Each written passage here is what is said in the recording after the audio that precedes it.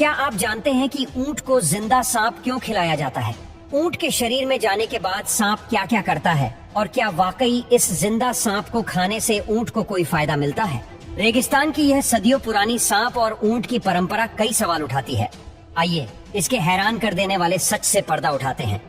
सबसे पहले जानिए कि दुनिया की किस जगह पर ऊंट को सांप खिलाया जाता है और क्यों खिलाया जाता है। दरअसल उत्तर अफ्रीका के कुछ रेगिस्तानी कबीले और कुछ अरब देश, जहां पर ऊंट जीवन का एक महत्वपूर्ण हिस्सा है। इनका उपयोग परिवहन, दूध, मांस और अन्य कार्यों में किया जाता है।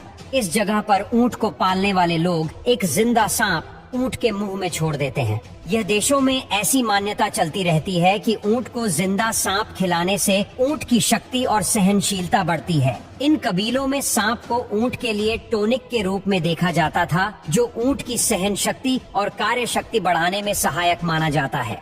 अरब देशों में जब ऊंट ऐसी बीमारी से ग्रसित हो जाते हैं जिसमें सुस्ती, सूजन, बुखार और एनीमिया जैसे कई तरह के लक्षण पैदा हो जाते हैं, तब इस बीमारी के एकमात्र समाधान के रूप में ऊंट को जहरीला सांप खिलाया जाता है। माना जाता है कि ये सांप पेट में जाकर कीड़ों को मार देता है। इन कबीलों में ऐसी भी पारंपरिक मान्यता थी कि जिंदा सांप मिलने से ऊंट अधिक मजबूत और लंबी यात्राओं के लिए बेहतर होता है।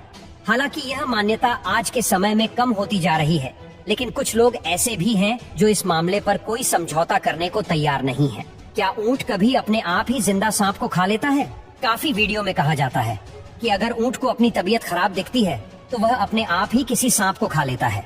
लेकिन वैज्ञानिक नजरिए से देखा जाए तो ऊंट की ऐसी हरकत करना असंभव है, क्योंकि ऊंट एक शाकाहारी जानवर है और वह कभी भी अपने आप को जिंदा सांप को खाने की कोशिश नहीं करता है। ऊंट अपने आप ही सांप खा ले, वह बात सिर्फ एक मिथ्या है। अब जानते हैं कि ऊंट के शरीर में जाने के बाद सांप क्या करता है और ऊंट का क्या हाल होता है। जब ऊंट को जिंदा सांप खिलाया जाता है तब दो तरह के परिणाम मिलते हैं। नंबर 1, यदि सांप जहरीला होगा तो हो सकता है कि जब ऊंट को सांप खिलाया जा रहा हो और उस समय वह जहरीला सांप ऊंट की जीभ या ऊंट के मुंह में काट ले, तो हो सकता है कि ऊंट में सांप का जहर फैल जाए और ऊंट की जान भी जा सकती है।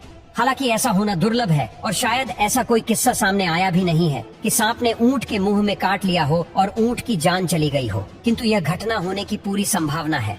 नंबर 2, यदि सांप सीधा ऊंट के पेट में चला जाता है, तब पेट में पहुंचने के बाद सांप का शरीर पाचक एंजाइमों और गैस्ट्रिक एसिड से घिर जाता है, जिससे वह जीवित नहीं रह पाता, क्योंकि ऊंट के पेट की अम्लीय प्रकृति सांप के शरीर के लिए घातक होती है।